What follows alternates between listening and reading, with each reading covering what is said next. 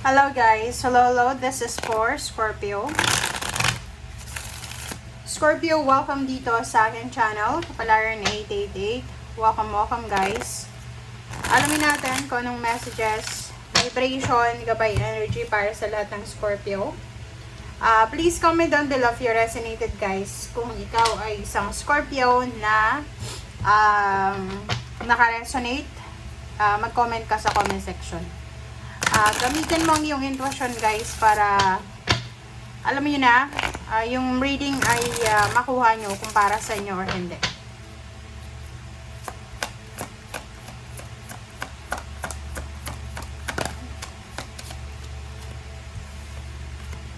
Okay, number 8 people, Scorpio, new supportive connection. So, sa nakikita ko sa'yo dito, Scorpio, congratulations kasi may mga bagong individual, mga bagong tao na pwedeng susuportahan ka, bagong connection, new supportive connection sila. So, pwedeng bagong trabaho, bagong katrabaho, bagong boss, bagong lugar, bagong kaibigan, bagong in-laws, bagong kapamilya, or whatever man.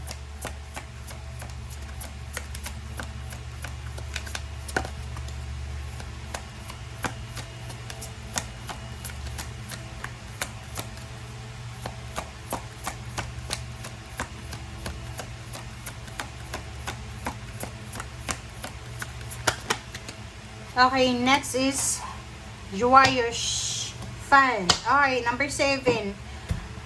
Yung matagal mo nang hinihintay na selebrasyon, yung matagal mo nang hinihintay na satisfaction na andito na. So, maybe there's a reunion between you and your loved ones. Kung may anak ka, maybe you're going back to the Philippines for vacation, tapos na yung kontrata mo sa ibang bansa.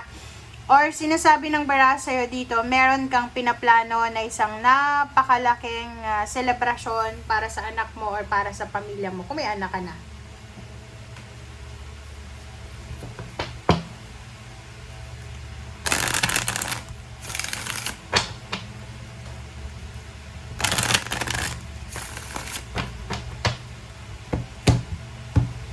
Alright, Scorpio. Alright, mayroon kang 3 cards, number 40, number 4, 43, ay 4 pala, 7, 15, 6, 17, 8. Okay, so, nandito si Archangel Metatron sa reading mo ngayong buwan ng August. So, sinasabi ni Archangel Metatron na kailangan ng balanse.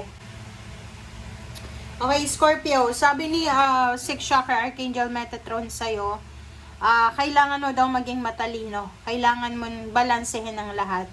So, wag magpadalos-dalos tayo ngayong August na to. Okay? Si Archangel Metatron kasi, matalino siya. Or kumbaga wise siya. Logical. Hindi siya masyadong nagpapadala sa kanyang emotion. Okay? And naman holding a coin, sinasabi ng baraha sa'yo na isang mayaman na lalaki o ang posibleng yun yung bago mong connection, new supportive connection. Pwedeng bago mo tong love life, bagong boss, bagong kaibigan, bagong kakilala, or kung sino man siya na bago, na posibleng matutulungan ka niya sa kung ano pa man na plano mo sa buhay. Okay? So, pwedeng yan, bagong love life or bagong trabaho. Okay. Please comment down below if you resonated.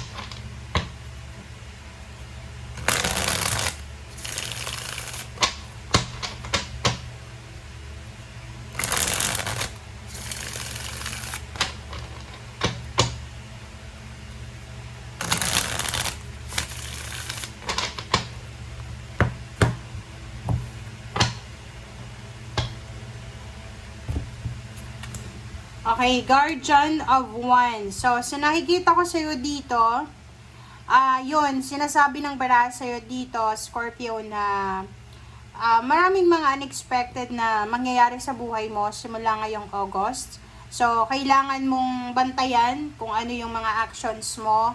Bantayan natin yung mga plano natin sa buhay kasi baka magkamali ka, baka mabilis yung mga actions mo, and then yun, magsisisi ka sa bandang huli. Okay, 10 of Swords, saka Guardian of Cups, yun. Sabi ng baraha sa'yo dito, Bantayan mo din kung ano kung sino-sino yung mga pinapapasok mo sa buhay mo. Okay? Ano yung ibig sabihin yan? Bantayan mo din. Hindi lang puro actions, hindi lang trabaho mo ang kailangan mong proteksyonan, kundi sa lahat ng area sa buhay mo. Yung pera mo, yung trabaho mo, yung love life mo, yung family mo. Bantayan mo daw siya. And bantayan natin yung ating sarili kasi yun, may tendency na maging aggressive ka. May tendency na pwedeng gumawa ka ng desisyon na hindi mo pinag-iisipan dahil pagod ka, dahil stress ka, dahil obsessed ka, nagmamadali ka, parang ganun. So, you need to be careful. Nine of Wands and Judgment. Sa nakikita ko sa'yo dito, dahil sa sobrang pagod, sobrang sama ng pakiramdam mo, yung feeling mo hopeless, helpless, sabi ng baraha sa'yo dito, isang masamang desisyon, isang hindi magandang desisyon, ang posibleng gagawin mo na pwede mong pagsisihan sa bandang huli. Kaya nga, ang sabi ng baraha sa'yo dito, mag-ingat tayo sa mga decision making natin ngayong August. Okay? Sinasabi ng baraha sa'yo na wag na wag mong i-give up yung pagkakaroon ng masayang pamilya. Kasi sa nakikita ko sa'yo dito, sorry ha, baka magalit ka, pero bahala ka kung magalit ka. But there's an energy here na nagsasabi na dahil sa pera, posibleng i-give up mo yung masayang pamilya. Dahil sa love life, or dahil sa na-in-love ka sa iba, na-fall out of love ka, isa-sacrifice mo yung pamilya mo. Or dahil sa napagod ka na sa obligations, sa mga responsibilities mo, posibleng i-let go mo na kung sino man ito, like yung parents mo, or anak mo, or kung sino man siya. Okay, so sinasabi ng baraha sa'yo dito na may mga Scorpio na kung nasa Pilipinas ka pa lang or nasa ibang bansa ka na pero hindi ka masaya sa lugar kung nasan ka sa ngayon, sinasabi ng baraha sa'yo na bigla kang makakapag-isip na mag-level up, diba, bang explore, umalis dyan sa lugar kung nasan ka man, and mag-level up. This is job. Sabi na dito, sinasabi ng baraha sa'yo dito, Scorpio na yon, pakiramdam mo kasi, hindi nag-i-improve yung buhay mo ngayon. Pakiramdam mo walang improvement eh. So, sa nakikita ko sa'yo dito, you're willing to travel, to relocate, you're willing to move, para maibigay yung personal mong satisfaction. Kasi, ang nakikita ko sa'yo dito, pabago-bago ka ng, ng isip. Kahit sa relationship, siguro nagtatagal ka lang siguro. Yung pinakamatagal mo na siguro 3 months. Gusto mong hindi ko alam kung anong hinahanap mo. Are you looking for perfection? Walang perfect na relationship, guys.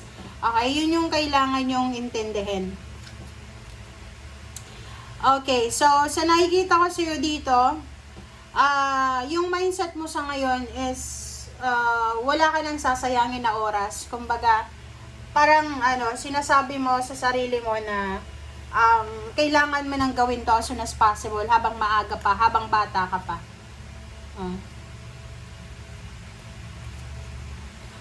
Okay, so yung iba naman sa inyo dito, hirap na hirap kayo na maghanap ng trabaho, mag-apply ng trabaho, or hirap na hirap talaga kayo sa trabahong ginagawa mo. Pwedeng security guard, tapos hindi ka masyadong magaling sa puyatan. So, yun, pwedeng na problema ka, or sa call center ka. Ang nakikita ko sa'yo dito, isa sa mga rason kung bakit na gusto mong makamove on, gusto mong umalis, gusto mong magpakalayo-layo, it's because marami kang mga traumatic experiences nung bata ka pa. Lumaki ka ba sa pamilya na watak-watak kayo? Or yung family na masabi lang na may father, may mother, may sister, may brother, pero walang kwenta. Yung halimbawa, yung parents mo, paiba-iba sila ng relationship. Yung panganay ka ba? Tapos yung nanay mo, nabuntis ang iba, yung tatay mo, nakabuntis ang iba, dinala sa bahay nyo, pinagsama-sama kayo. Parang ganon, traumatic experience kasi to. Okay, napagod ka. So, ayaw mong ma-experience yan habang tumatanda ka. Parang nare-realize mo na, ayoko maranasan ulit. Okay, so, dito sa barahang to, Okay lang mag-manifest, okay lang na maghangad ng sobra-sobra. As long as na wala kang ginagawang masama, like wala kang hindi like sa trabaho okay lang maghangad ng magandang trabaho, pero make sure na ay nantok pa ako sa'yo. Hindi ito illegal, 'di ba? Oh, 'di ba?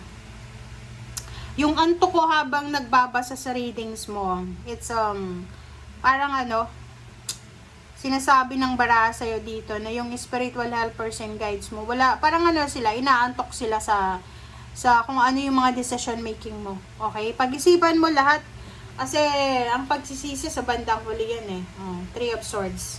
Sinasabi ng baraha sa'yo na yung pagtatagumpay sa buhay, normal na dadaan tayo sa lahat ng pagsubok. Dadaan tayo. Walang dito dito sa mundong ibabaw, kahit sabihin mo, pinanganak, isinilang siya na mayaman, lolo-lola niya mayaman, may-ari siya ng mundo. Mag-struggle pa rin siya. Okay? Kung hindi man siya mag-struggle sa pera kasi mayaman siya, mayroong struggle siya sa ibang bagay. Okay? So, Child of Pentacles in the Tower, mag-iingat talaga tayo. Wag tayong masyadong okay lang maghangad ng sobra, pero dapat alam mo na alam mo yung kaya mo. Kasi minsan yun, pwedeng mabaliw ka, mag-stress ka dahil hindi mo makuha-kuha yung kung ano yung mga pangarap niyo sa buhay. So, lalo yung iba sa inyo, kung babae kayo na Scorpio, na nanganak na kayo, tapos pansinin nyo sa sarili nyo, yung mood nyo pabago-bago. Naku, magpahilot nga kayo, pumunta kayo sa albularyo, baka nabinat kayo. Kasi sa nakikita ko sa inyo dito, sorry there's something problem sa'yo na pabago-bago ka Like, okay, magalit ka na sa akin ngayon, pero sa nakikita ko, pabago-bago ka ng isip Like ngayon, mahal mo, bukas hindi na. Ngayon, gusto mong makipag-iwalay, the other day, ayaw mo na. Ngayon, gusto mong mag-ipon ng pera, bukas ayaw mo na. Bukas gusto mong bumili ng cellphone, the other day gusto mong mag-ipon ng pera, gusto mong magbakasyon, and then after gusto mong magkulong lang sa kwarto. Parang alam mo yon na temperamental, na hindi, kahit ikaw mismo, hindi mo maintindihan kung anong gusto mo sa buhay. And sa nakikita ko sa'yo dito, ang busy yung utak mo. Busy yung utak mo sa kakaisip. And may guilt feelings ka sa puso mo. Hindi ko alam kung saan galing yung guilt na yan. Pero kahit saan ka pumunta, kahit tumanda ka na, hanggat hindi mo na ilalabas yung guilt na yan, sisirain yan yung mental health mo. Kung ako sa'yo, magpatingin ka sa doktor kung may mga problems kayo, physical, mental, psychological, or whatever man. Kasi importante yung yung maagapan. Okay? Thank you guys. Bye!